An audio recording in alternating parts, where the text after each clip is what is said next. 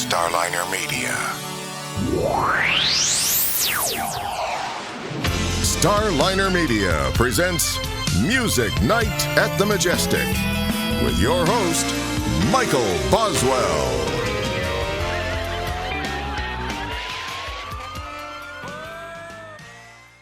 All right, it's time once again for Music Night at the Majestic, and with us tonight, Corky Laing. Corky, welcome to the show. Thank you so much. It's great. It's great to be on board here after this last year, whatever that happened. And thank you. Thank you. It's great to be here. Well, I'll tell you, Corky, you have had a quite interesting musical career. So you were, all of like 13 when you were playing, with the ink spots at a gig? That's right. That's right. That's right. I think I was 12 and a half. I had yet to turn into a man. Yes, that was it. That was my first performance in front of an audience. I was in charge of the stage at this country club, way out north of Montreal. It was, very casual, and it was like a cabana club. They had a pool and cabanas, and people around Montreal, since there was no ocean, for the summer, they would register and go to this country club called the Riviera Country Club. My brothers were busboys. I have triplet brothers, and I was in charge of the stage. I had to keep it clean, kept the drum set. There's a drum set there, keep that clean. And the ink spots showed up this night. Every weekend, they'd have people come in from the Catskills. They have performers from the Catskills come in, and I would prepare them. They had Jackie Mason, Jackie Carter, all the Jackies would come up and they would play. On that weekend, they'd come up to Montreal or north of Montreal. And sure enough, the ink spots came up. They came up, the four gorgeous black cats coming in, and they were like the Persuasions of their day. They were big. They were pretty big. I didn't know about them. They come up and they had one guitar player with the singers, and they're looking around for the musicians, and they're saying, excuse me, kid, hey, boy, where are the musicians? We have to rehearse a few numbers. And I said, well, I found out, sir, that they're on strike. The musicians in Montreal or whatever in Quebec were on strike, musicians union. And there were no musicians. And they went, oh, my God, what are we going to do? And they saw me sweeping the stage. Well, boy, can you get on the drum set and just, do a little sweeping on the snare, a little brushwork? And I went, I'd never done it. I said, sure, why not? So I get on there and I do the brushwork for the sound check. And they're going, that's perfect, boy. Just do that. So the night comes. And all these people come, and they're all sitting there. It's a diner. They have all the tables with the champagne. It's quite pretty. And they're looking at me, this little white kid with these five, great-looking black guys just singing their heart out. I tell you, I'm saying, these people notice me. It was one of those moments, Michael, where you go, this is cool. People are noticing me. So that was my impression of my first performance, yes. Now, when did you get serious about drums? That night. I had a feeling. Yeah. I would say as time went along, I had my uncle bought me a pair of bongos when I was in high school. No, it was elementary school. I guess I was about 13, 14. And I was playing to Runaway by Del Shannon. And I remember, in those days is the dances. I don't know if you guys are going way back, but I'm taking you back. Not quite pre-Civil War, but way back. So I'm playing the bongos. At this dance. The girls are on one side, the boys, and I'm playing. I had my bongo. I didn't care. I was sitting there, and I knew it was a chick magnet. Excuse me for using the word chick. I know it's not politically cool. In those days, it was a chick magnet. So I'm playing the bag, and I run as I walk along. And the chick started, and I was playing the bongos.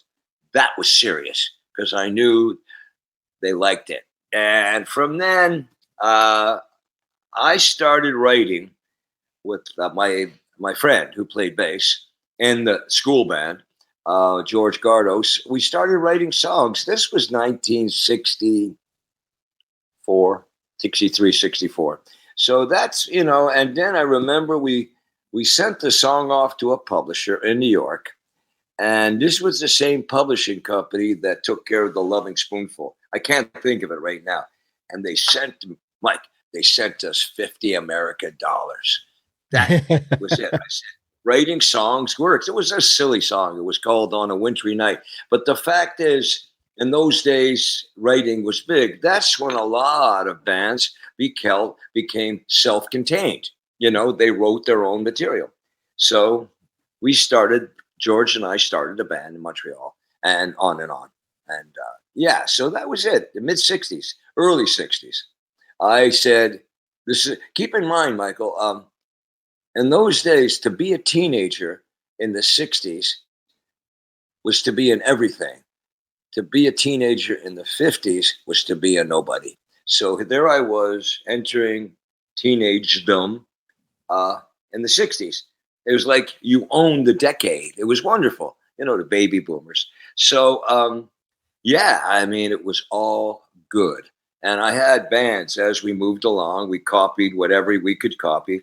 And I loved a lot of the Otis Redding. I loved all the R&B singers because we were close to Buffalo. And as you know, Buffalo had that great station. And Chicago, whatever. I mean, you guys were playing some really great material.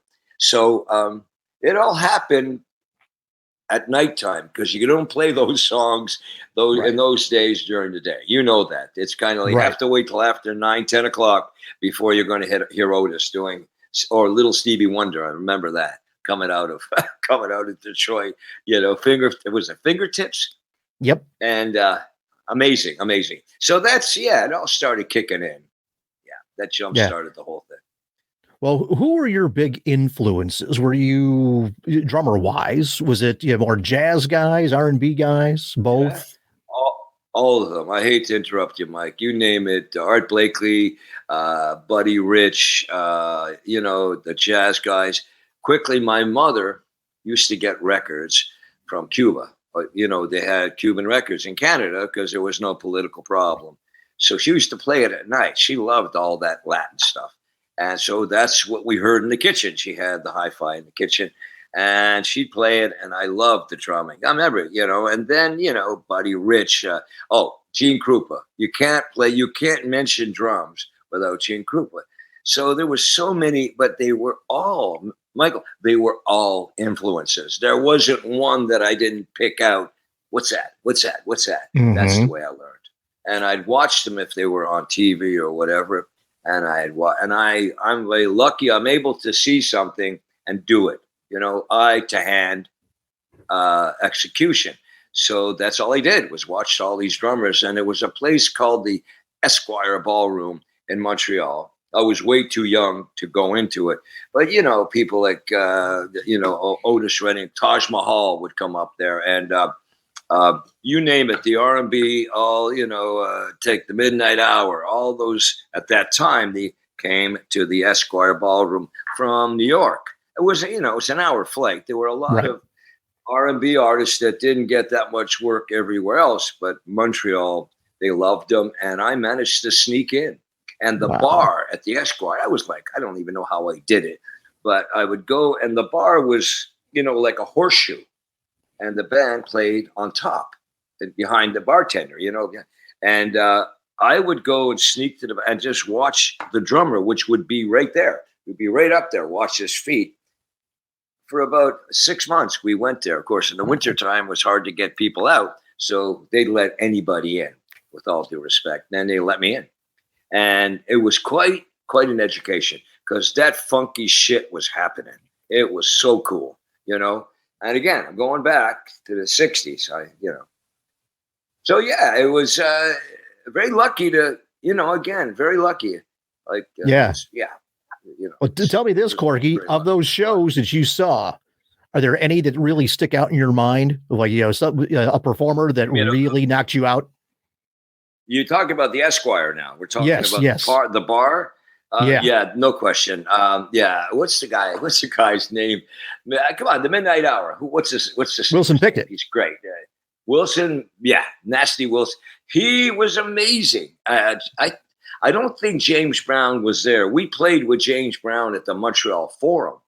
That was amazing. That guy, don't forget, nobody knew what was hitting them in those days. And yeah, I would say, and Otis Redding showed up with the Barquets. And yeah, it was just, you didn't believe it. Let's put it that way. You didn't believe what was going on because it was so different. I mean, Canada, it's pretty white, especially in the winter. It's snow and white. So anytime you had an opportunity to see some of the R&B players, yeah, you went. And the band I had, Bartholomew Plus 3, back then, our manager took care. He promoted all the big shows at the Forum. So we were opening for the huge, some big acts because you had to have a Canadian band open up an international show. So we opened up for James Brown. Come on. It was saying, what? What was that like? It was very weird. It was weird because these people in the audience had no idea who these three white kids playing. They're going, what is that? So we did try to, pick up on some of the songs at the time.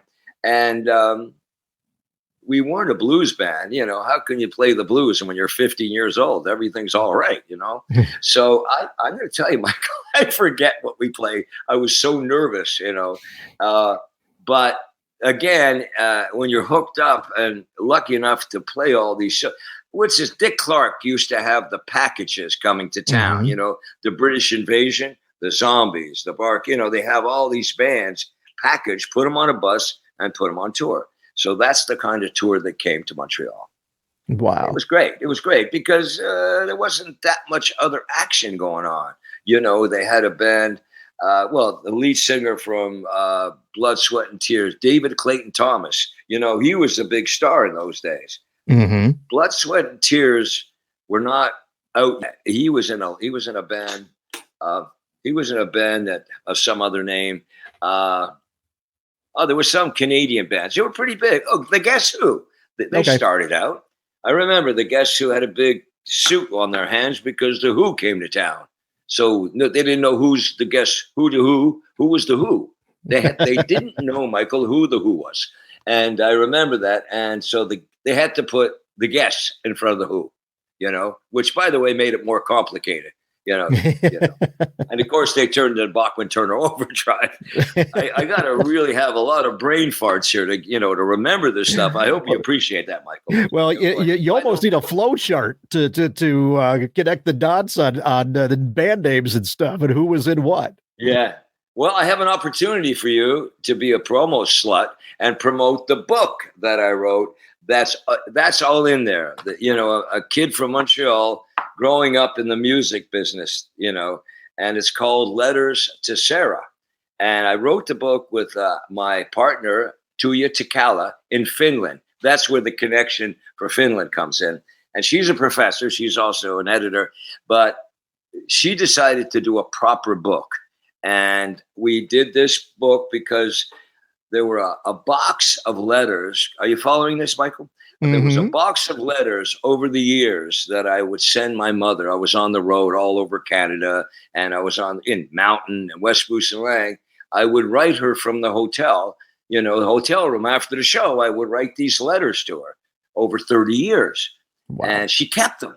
She kept the letters. I didn't know this. So when we were getting together to rehearse for this project, Tuija and at the rehearsal found this box, which had passed down through my brothers, my sister, my mother. And I didn't know it was in the box. It was just letters that I'd sent to my mother. So Tuija says, why don't we call this book Letters to Sarah, which over a period of 30 years, beginning with, the local, no-tell motel to the Carnegie Hall, Radio City. I mean, it's the same. When you go back to a hotel, it's pretty lonely. You go back to your room, what are you going to do? You go from 5,000 people, you go from Carnegie Hall, and you go back to whatever the hotel is, It's always a lonely hotel. So I wrote letters. That's what I did.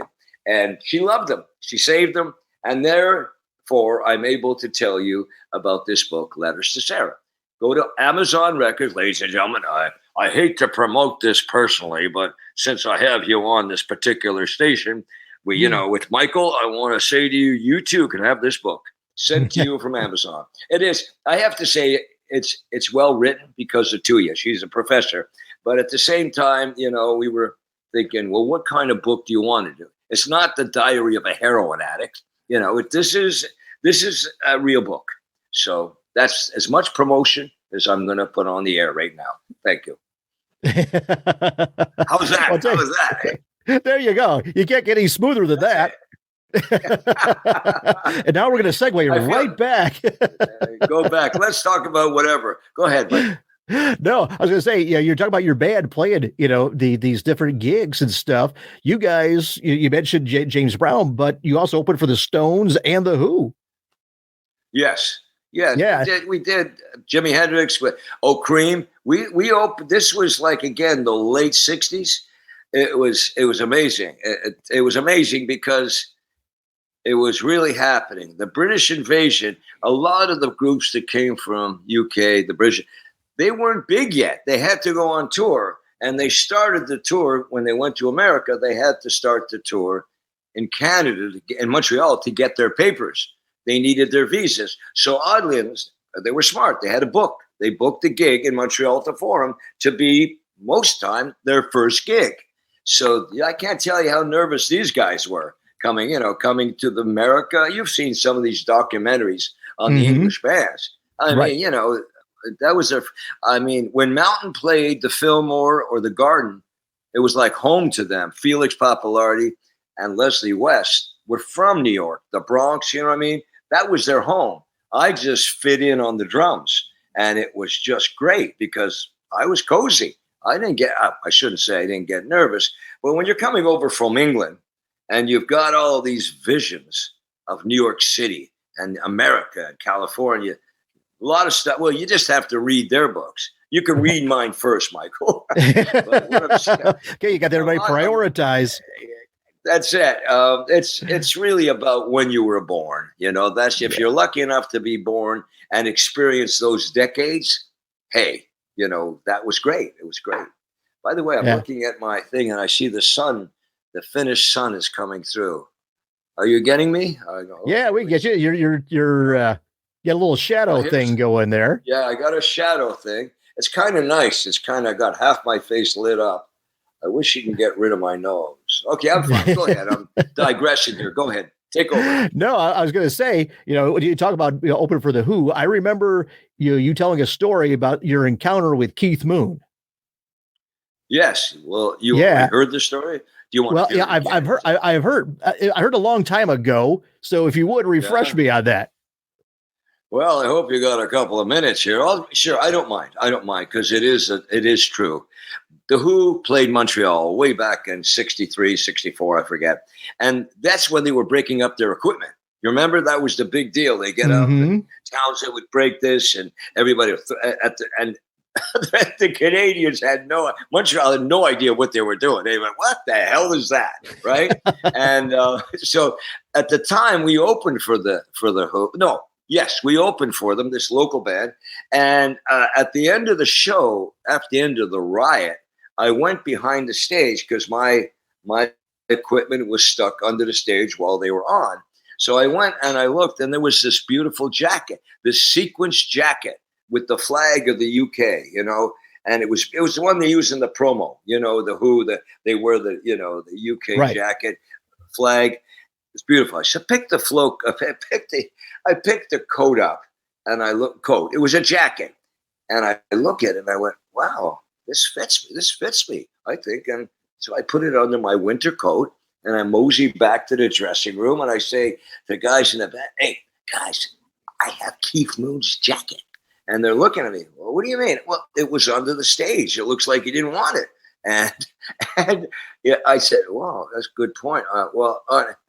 And the room beside me, it was a hockey. These are hockey rooms, right? Hockey changing room. I hear the screaming echo. I gotta get back to the stage. My mama, my grandma made me jacket. I'm going to get back. Are you again? He's screaming and crying, and he's walking. And I see outside, he's walking out in his underwear. He's still, he's still dressing up, sweat. I gotta get back to the stage. I forgot my jacket. I hope I know again. He's screaming. He thinks he lost his jacket. So as he's walking by, I sort of take the jacket out of I said, Keith, no autographs. I gotta get back to me jacket. I tell you about it.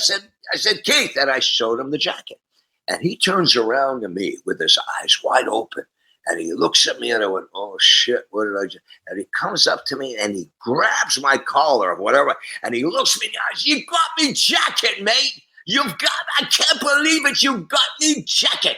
And he gives me a great big wet kiss on my lips. And I'm going, whoa, what's that all about? And he was so thrilled. He was thrilled. And he turned, I'll never forget you, mate. I'll never. And he's walking out. And for some reason, I don't know what kind of guilt it was. I said, Keith, I was going to steal it. And I said, what the hell did I say that for? And he looks at me again, as he said, and he turns around and grabs me again. I went, I'm dead. I'm a dead man. And he squeezed me and says, but you didn't, did you? You didn't steal it.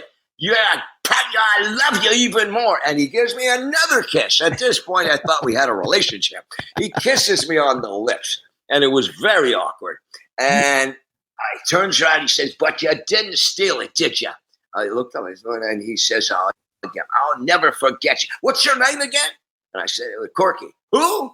Anyways, I said, no, you're the Who. I'm Corky. Anyways, he never did forget. We had the same management over in the UK, Track Records.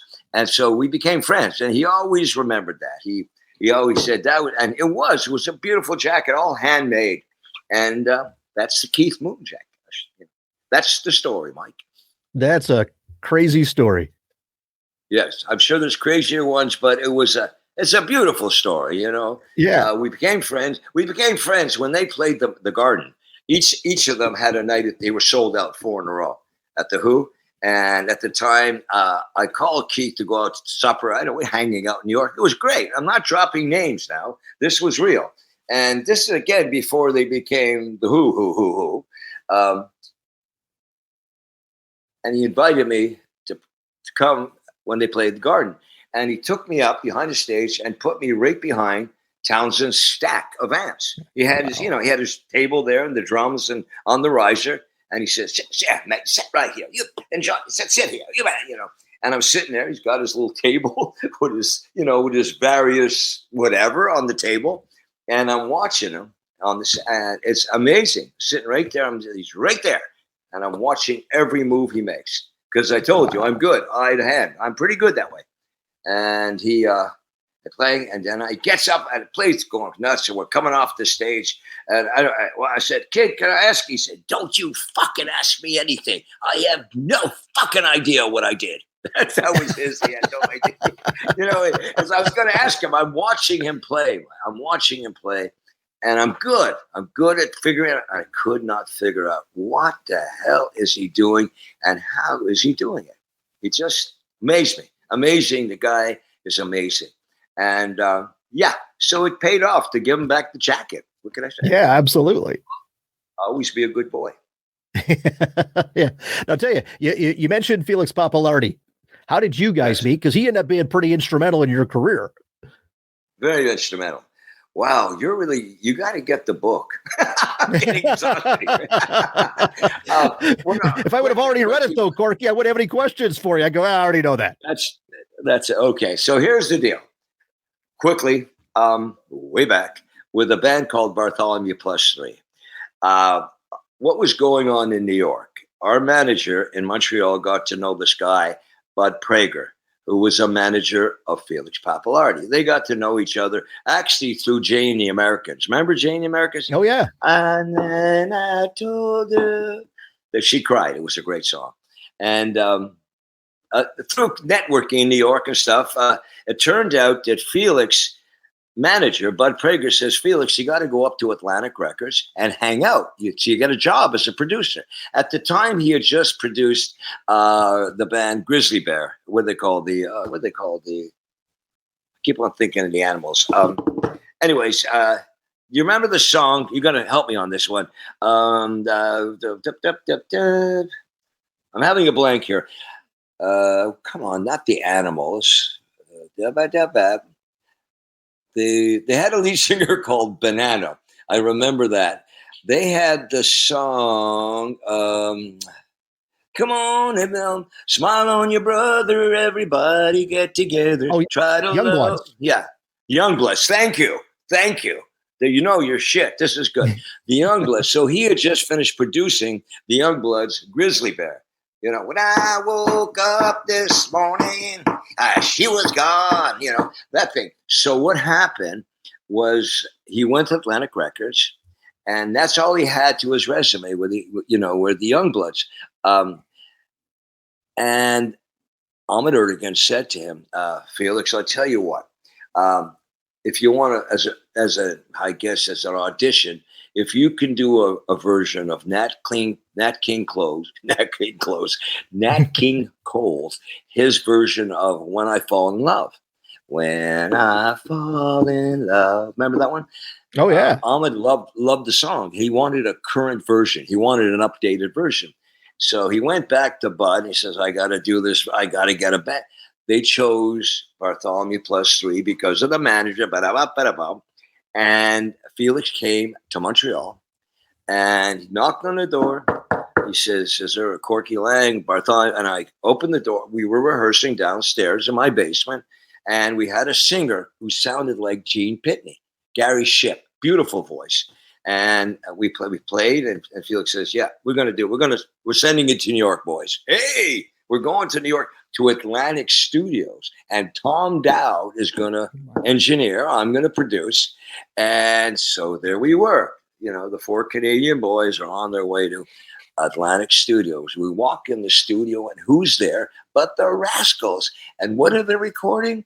They're recording Groovin' on a Sunday afternoon. And they're recording, and I walk in, Dino's there, and they're all sweethearts. How you doing? We come down from Montreal. They're going, wow, look at this. I didn't know. Where is Montreal? You know, one of those things. You make a left at Boston. You make a left at Boston or something.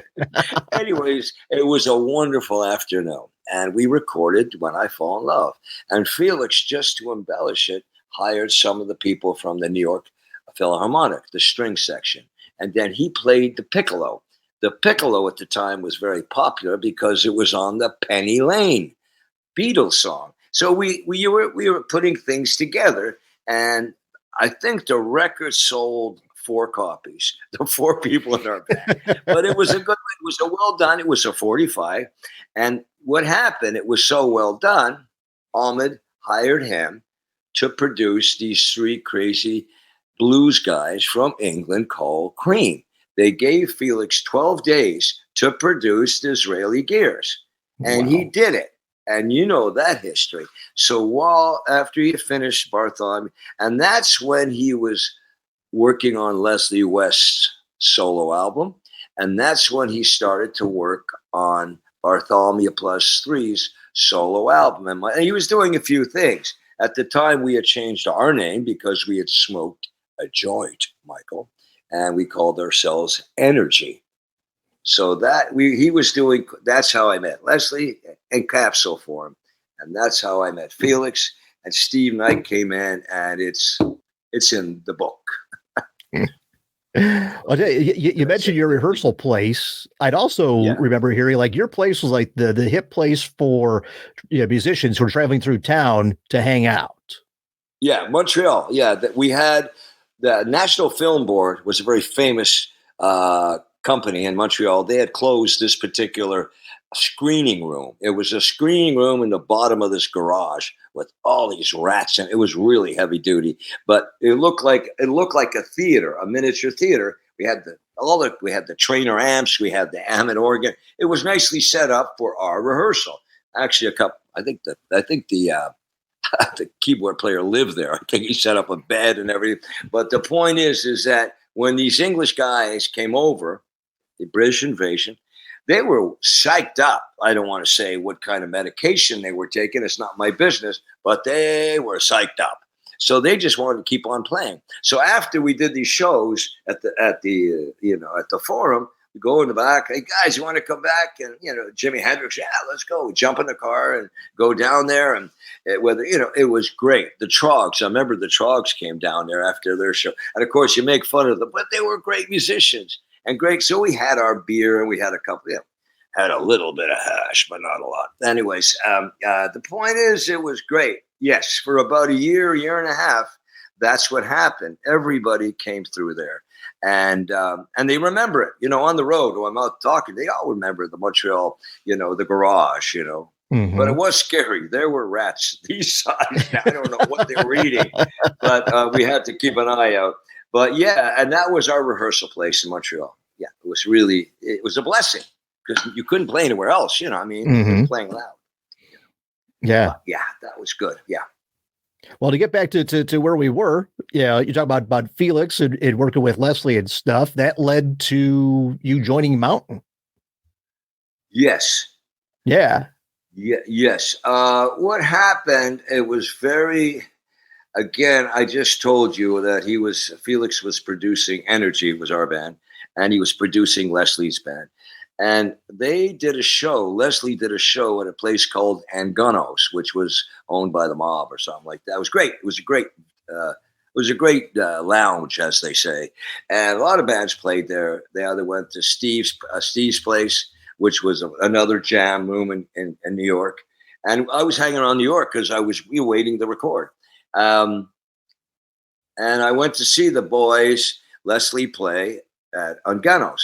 And Felix, and they had the drummer Norman Smart from the record, and I thought it was good. I wait, and then I got a note from Felix, come on backstage. I want to talk to you. So I go backstage, and he says, I have a favor to ask you, Corky. Can you go to the music store, Manny's Music, and pick up some drum catalogs? I'm going, well, yeah, but I understand. What's that about? And they said, well, we want to get Norman a proper set of drums. Leslie doesn't like his drum set. It's not loud enough. The whole thing, because Norman was a folky drummer. He played with Ian and Sylvia, Gordon Light. He was a Canadian that Felix knew and brought him down. Anyways, and he's a really good drummer, but performing wise, I guess he didn't have the energy. And I said, oh, okay, Felix, I'll go on, whatever. I don't know why Norman doesn't do it. Whatever. So I went the next day and I got these drum catalogs. And I took them and I went back to Felix in the penthouse the next day. And Leslie's sitting there in a big one of these butler chairs, all leather with the cover. And he's sitting there. And I walk in. I said, hey, Les, how you doing? He said, Felix wants to talk to you back there. Go back to the room back there. So I walked back to the room. And Felix is kneeling on his duck position going, how you doing? I said, I have an important question. And I said, here you go, Felix. Here's the catalogs. And he goes, yeah. He said, put it aside. He says, Corky, I've seen you play. Leslie, and do you think you can handle it? And I'm looking at him, I'm saying, handle what? He says, do you think you can handle it? You've seen the band play. You see, I came to the Angunos. I said, can you handle it? I must have thought about it. I said, let me think about it 2 seconds. Oh, of course I could handle it. I had no idea if I could. But anyways, because the band Energy was not a heavy band. It was more of a, what do you call it? Easy listening. We had a singer. We weren't heavy. We didn't have a guitar. We didn't have a guitar player in that band. And I said, yeah. And he says, good. He says, you know what? Tomorrow you're going to go to the Loft downtown on 34th Street. Go to the Loft. We're going to start rehearsing for a Boston Tea Party. And I said, okay. And that was the beginning. I knew Leslie from before. I knew Leslie from Tiana Beach Club in Queens because we played these clubs in New York here and there. And, around New York, everybody knows everybody. And I met Leslie under some very strange circumstances. He was trying to get out of the draft. His number was called. And it was crazy. He was all dressed up in drag and he had lipstick and he had earrings and the whole thing. It was weird. It was very weird. And anyways, that's a whole other story, but I get the book. So that's the Felix story. I mean, it happened pretty quick. And, it was during the summer of '69, yeah, it was cool. Yeah. Well, your tenure with Mountain kind of got off big with the Mississippi Queen being on that first album that you were on. Right. That's such a classic track. What's the story on behind that song? Okay. Get the book. I didn't say anything. I didn't say anything. Just kidding. What happened was the summer of '69, I was in Nantucket playing with my band, with Energy. And what happened, we were playing and I had taken some soul pills and I was feeling good and I was pushing. And that was the summer when really hot, 100-degree in Nantucket. But Nantucket, are you familiar with Nantucket? It's a beautiful island it's off the coast of Cape Cod. Anyways, the lights blew out the whole island because, and by the way, that's happening right now in California. They're putting on the air conditioning and it's blowing everything out electronically.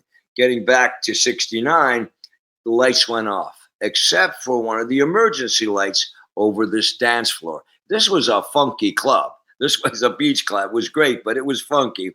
And a buddy of mine, Roy Bailey, a painter, brilliant painter, he had a friend. He told me, I got a friend coming up from Mississippi. She's beautiful. I want you to meet him. I said, okay. It turns out he had brought this girl, Molly, from Mississippi. I think she became a waitress. And they're dancing on the dance floor. And we're playing Up on Cripple Creek. She sends me if I spring. Right? You got to get that right. That do. And they're dancing, and the lights blow out. I didn't want them to stop dancing because she's beautiful. She's wearing a see-through necklace, a dress and necklace. See, and she's beautiful. And I said, I don't want to stop her. So I, keep dancing. And I'm singing, and then I went to the cowbell. Okay, Mike, you go right to the cowbell as soon as you want people to dance, cowbell. So I go to the cowbell, I go like, hey, and I'm saying, Mississippi. I'm screaming, my voice is shot. Mississippi, just keeping them dancing. They were the only people dancing at this point, just Roy and Molly. And I'm screaming, Mississippi. And there she's looking at me, Mike, and I'm going, hey, this is kind of nice. It looks like I may get lucky. As it turned out, no. What I did was I wrote down the lyrics on a piece of paper later on because I thought it would work. So I got lucky having the lyrics. He got lucky with Molly later on. So that's the way. So that's how. And then what happened quickly, fast forward, I guess that's September when, they asked me to make Mountain. Actually, there was no Mountain until Steve and I came in. It was Leslie's band. So, right. Felix came. Anyways, and so Leslie comes, I go to his apartment. Cork, we got to write some songs. Felix says we got to come up with material. We're in the studio. And I said, do you have any lyrics? And I said, as a matter of fact, I do. I wrote down this because it was a dance song. I just wrote down lyrics. And I took it out of my pocket. I put it in front of Leslie. And within a New York minute, he just picked up the guitar, and he started screaming it. I'm talking right there in the apartment. And it was there. Mike, the song had written itself in terms of Leslie singing it. So I wrote the lyrics. He sang the song. We were very lucky, but it hit. It was perfect timing. And everybody still thinks Mountain was a Southern band. We got booked with Leonard Skinner and Holiday. We didn't give a shit. I ran into Artemis Pyle or something along the way, and he said, "Well, yeah, you guys, were you a blues band? Were you a Southern?" I said, "No, we were actually from the Bronx. I wasn't, but they were, Anyway, so that's the way the Queen came around. But it only shows to go, Michael. Anything that feels good, keep it, and do it again, and that's what that is. I mean, it's kind of amazing, Michael. Think of it. 50 odd years later, that song is still there, and with all due respect, it's a financial pleasure because I'm still squeezing a few bucks, Canadian or so out of it. It's amazing the time and certain material repertoire that lasts, and actually I'm on the road right now this summer. It's Corky Laing's Mountain because I'm playing Mountain songs the way they were recorded back in the 70s. So when you hear it, you don't hear just a bunch of jamming. You're hearing the songs performed as close to the original as possible. And the people are loving it. I'm thrilled, I'm thrilled to be alive. I'm sorry to say I'm the last man standing on the mountain. God bless Leslie. He just passed. I don't know when this show goes or what, but the point is that I'm not keeping the songs alive. The songs are alive. And the fact is, all we're doing is it's coming through me and it's coming through the boys. And it's a lot of fun because the songs are great to play again. They're just not pop songs. They're performance songs, and they always were. We had to get on stage. I don't know that Mountain never played those songs the way they were on the record. There was always something added. If you've been to an a Mountain concert, you know that. So, yeah. Yeah. Well, you got the other songs, besides Mississippi Queen, Never in My Life, Sitting on a Rainbow, Nantucket Sleigh Ride, Don't Look Around. So much great stuff. Right. Thank you. That's exactly the way I feel. Very lucky. I'm not really responsible for all of them. I happen to be lucky enough to co-write some of the songs, but yeah, it was just great to play. I mean, there's a difference between watching a football game and playing a football game. Mountain played on the grid, and we were in there. The trouble is, the drummer is as well known as the left tackle. Sorry I had to say that. But the point is, it was physical. It was a physical experience. And it still is. I mean, it still is. And, but yeah, thank you for saying, I mean, the material, listen, a lot of great bands out there, a lot of great new bands. It's just nice to have a little bit of a hold on, on a fan base that really loves that. And needless to say, it's international, which is great. Otherwise, I wouldn't be in Finland. Yeah, which actually makes you the guest from the fourth country, because now that you've got. Right.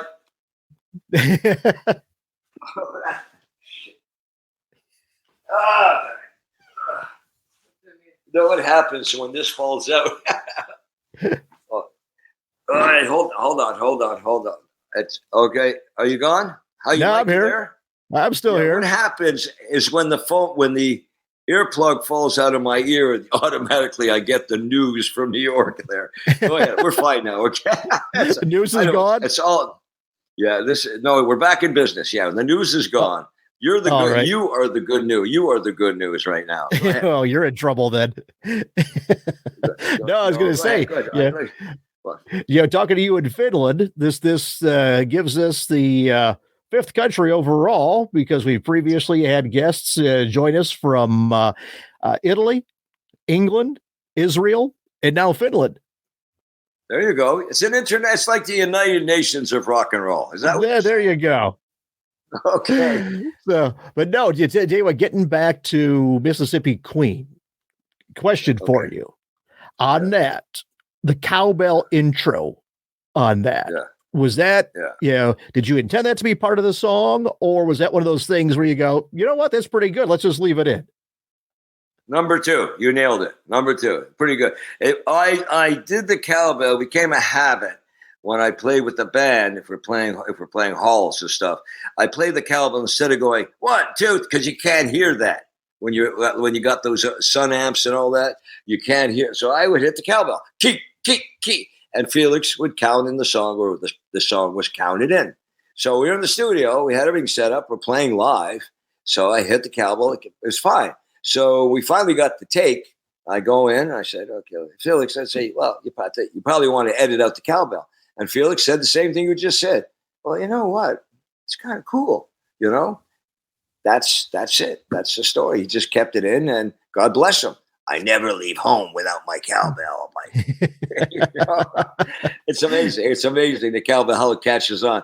The drummer and Blue Oyster Cult, the one that made the famous More Cowbell. Mm-hmm. Yeah, I saw him at one of the conventions, and he came over and gave me a T-shirt. He said, "More Cowbell." He says, "If it wasn't for you, I would never have done that." And I went, "I want some commission." No, I didn't say that. He didn't give me a piece of the song. He gave me a T-shirt, so I have the no cowbell T-shirt from him. Well, Kiss used a lot of cowbell in their stuff too, which is probably, I'm guessing, a direct influence. Well, where did you get that? Because that's interesting. I was presented at the Bonzo Bash a couple of years ago. It was presented by Chris, and he presented me with the Bonzo Bash Legendary Award, which was a total surprise. And he said to me, he said, Cork, you'll hear a cowbell in every song that Kiss does. Between you and I haven't heard it. I don't listen to a lot of Kiss, but I love the guys. But what happened is I said, really? And so he told me that. And I went back and I listened, and he's right. It was in all the Kiss used to come before the makeup and all. The guys used to come to the Fillmore in New York to hear Mountain. Big Mountain fans. It's great, And Chris, Peter Criss came and did that. I knew him a few times, but I was really moved by that. I said, really, great to hear that.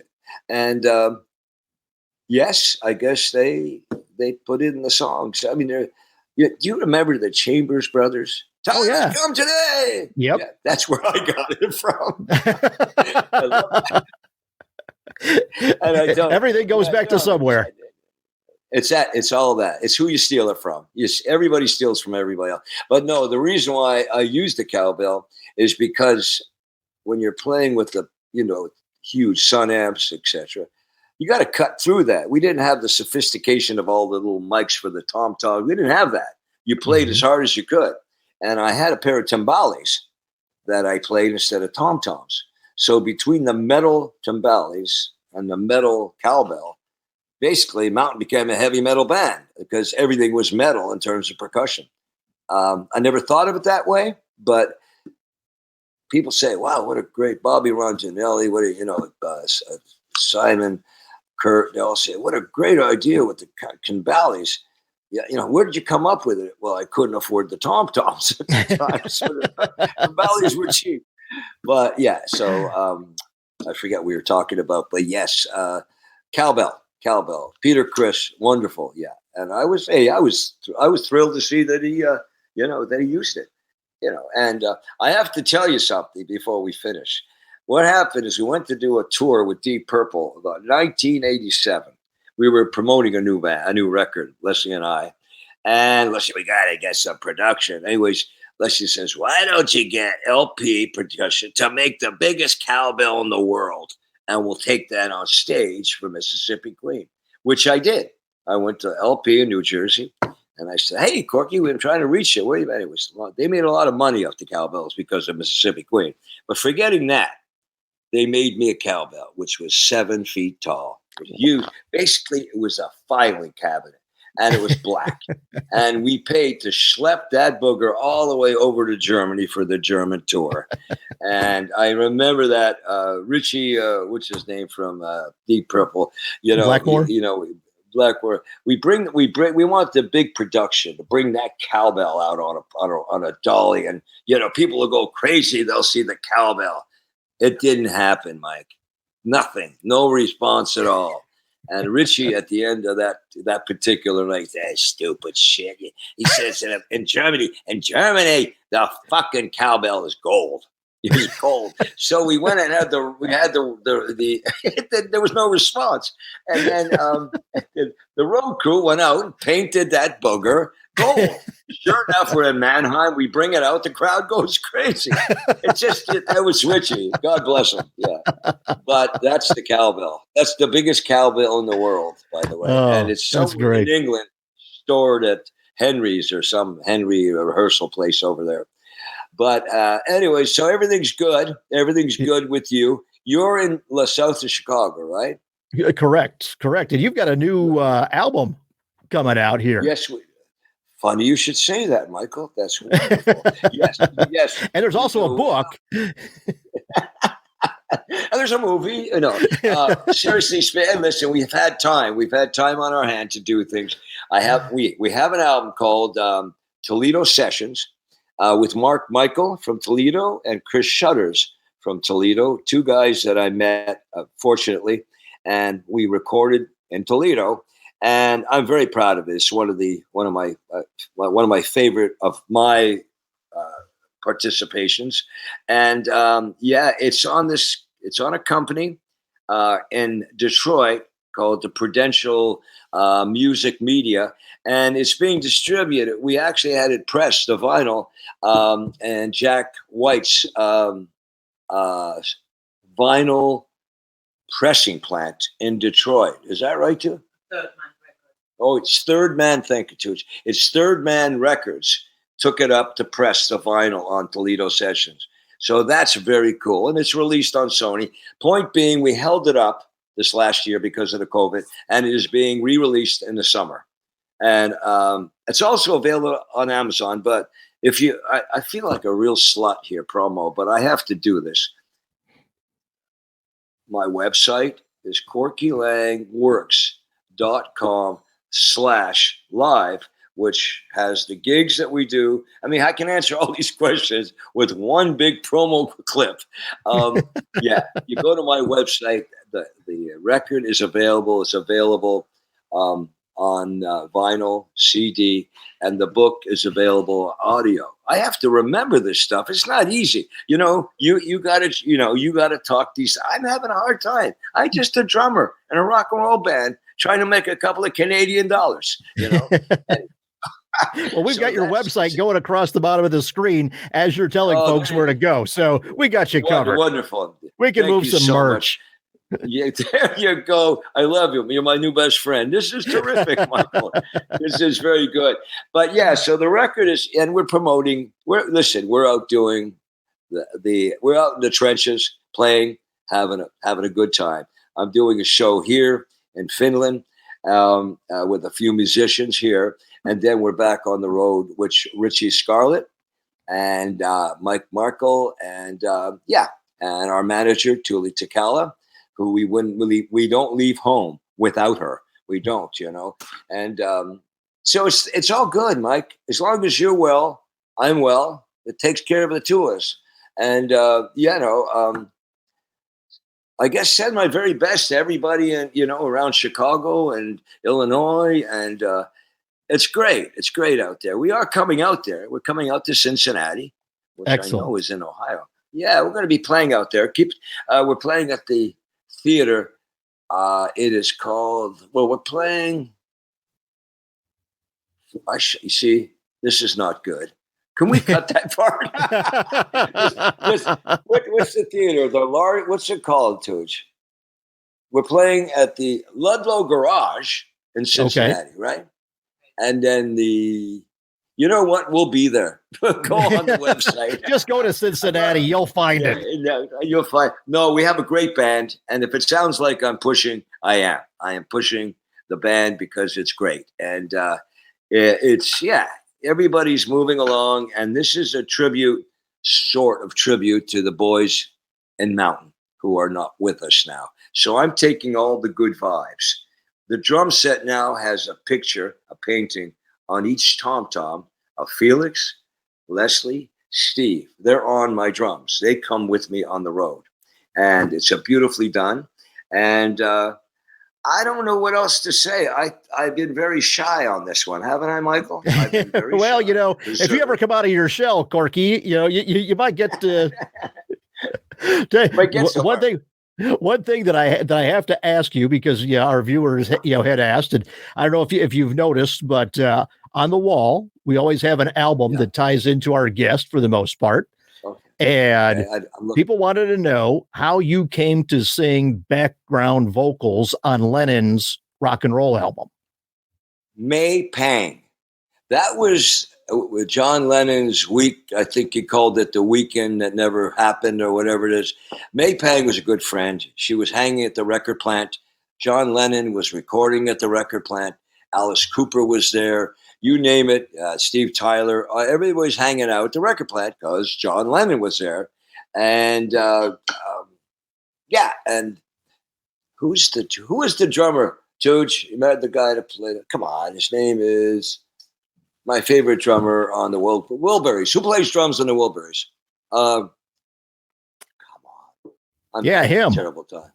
Yeah, him. Anyways, the drummer invited me in along with Maypang. They said we need background vocals. So everybody, Alice came in, I forget who else, but a lot of people who were recording.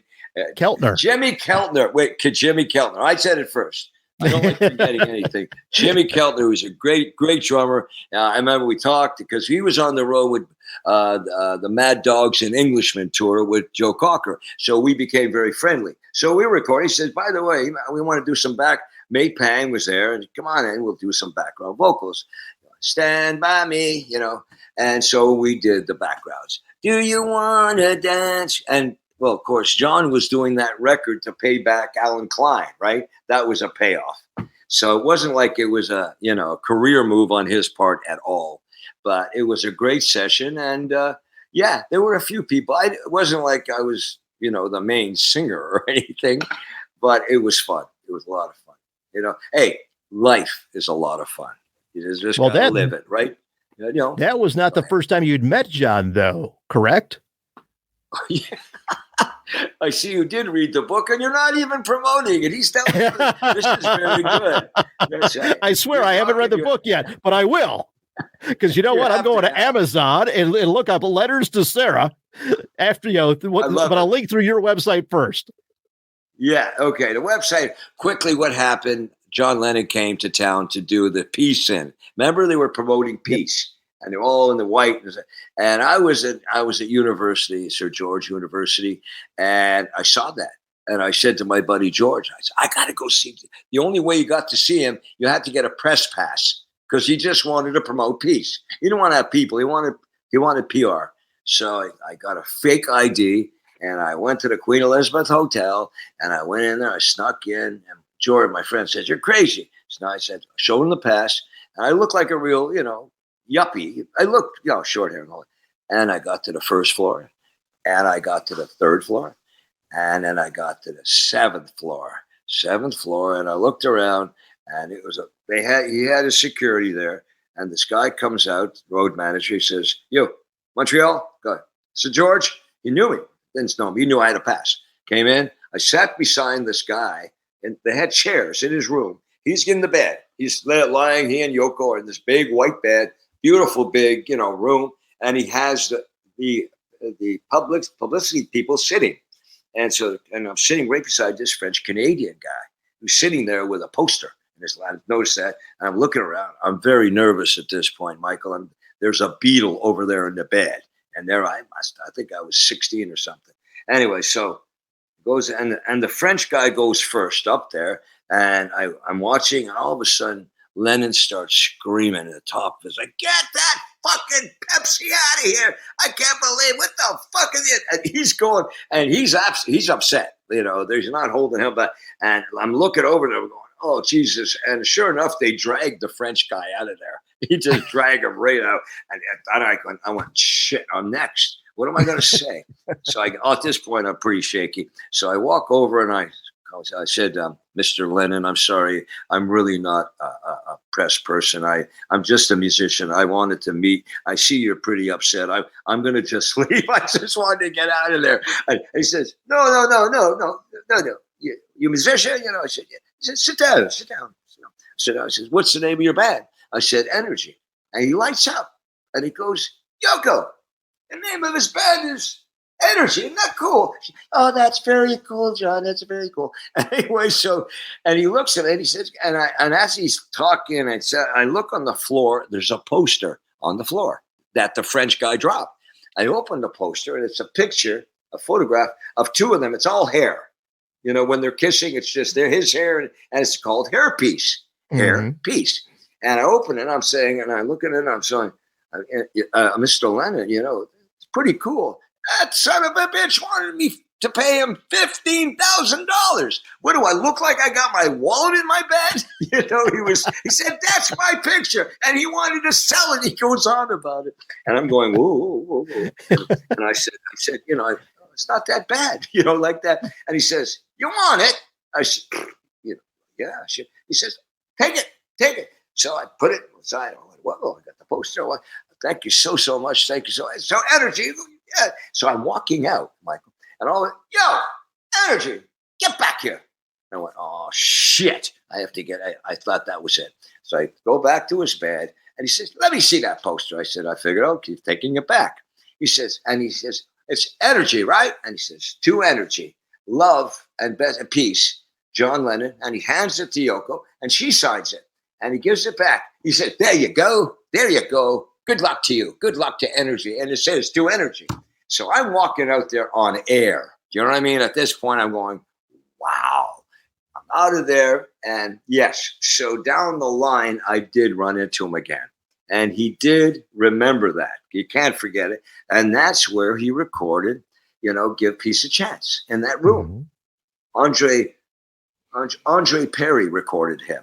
Andre Perry was I think he's still alive, a very famous engineer in Montreal. So that and the Smother Brothers were there. They weren't there that day. I was there, but the next day.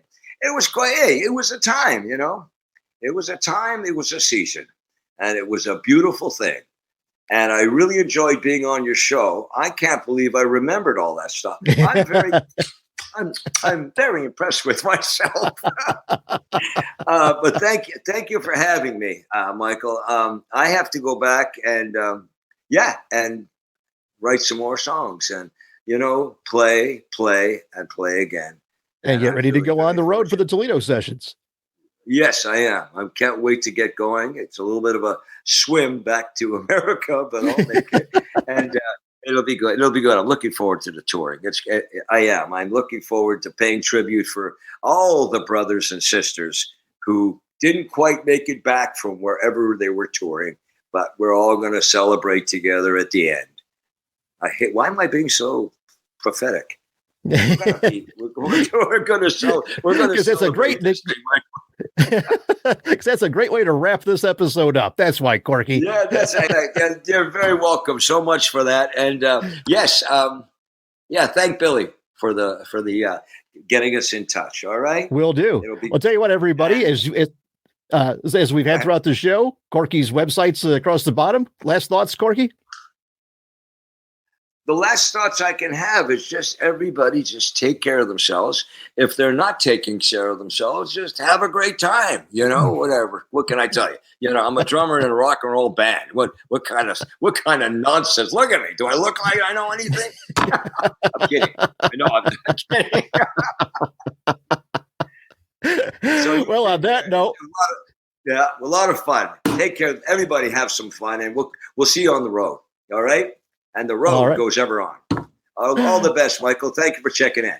Oh, no problem at all, everybody. Thank you for watching. Corky, thanks for joining us. Everybody, have a good night. You too. Bye-bye now.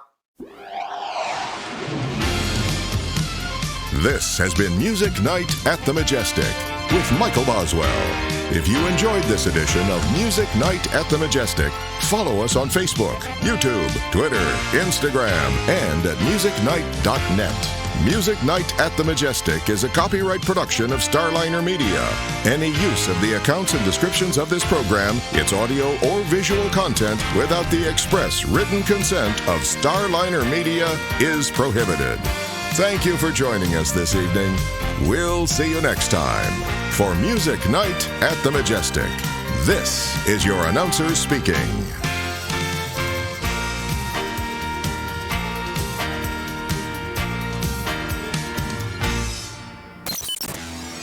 Starliner Media.